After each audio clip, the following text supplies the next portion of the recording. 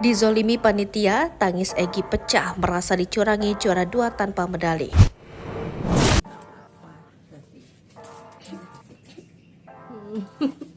Egy bocah asal Sleman yang diklaim dapat juara 2 dalam lomba renang ajang Pekan Olahraga Pelajar Kabupaten Sleman, Daerah Istimewa Yogyakarta, hanya dapat menangis. Orang tuanya mengklaim jika Egy juara 2, namun saat pemberian medali nama Egy tak ada. Egy sedih karena perjuangannya sia-sia. Usai dinyatakan tak meraih kemenangan, Egy hanya dapat menangis memeluk ibunya berusaha ikhlas menerima kekalahan.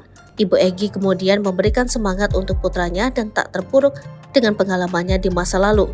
Meski tak menduduki juara kedua, Egy hanya mendapatkan medali perunggu di kelas 50 meter gaya bebas dan uang Rp250.000.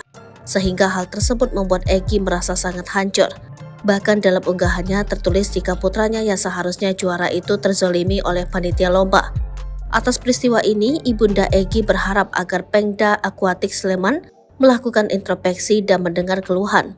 Lebih jauh, Egy diketahui merupakan pelajar SD yang berbakat dalam dunia olahraga renang. Terlihat dari unggahan ibunya, Egy pernah meraih penghargaan perenang terbaik KU5 Putra Tirta Amanda Binangun Cup 5 2023 di Wates, Jawa Tengah pada 12 Maret 2023 lalu. Perenang cilik asal Yogyakarta sangat gigih berlatih olahraga fisik sejak kecil. Hobinya itu pun mendapat dukungan positif dari kedua orang tuanya. Hingga akhirnya kekecewaan Egy pun terjadi setelah ia mengikuti lomba renang di ajang Pekan Olahraga Pelajar Kabupaten Sleman, Yogyakarta. Diketahui, di perlombaan tersebut Egy mengikuti 2 nomor, yakni 100 meter dan 50 meter. Dalam kelas 50 meter, Egy berhasil mendapatkan medali perunggu alias juara ketiga. Ngotot menguras tenaga dalam jarak tempuh 100 meter, Egy pun menunjukkan kemampuan renangnya. Dalam kategori gaya bebas, Egy pun berhasil mencapai garis finish di posisi kedua. Sadar dirinya jadi juara kedua, Egy pun awalnya senang.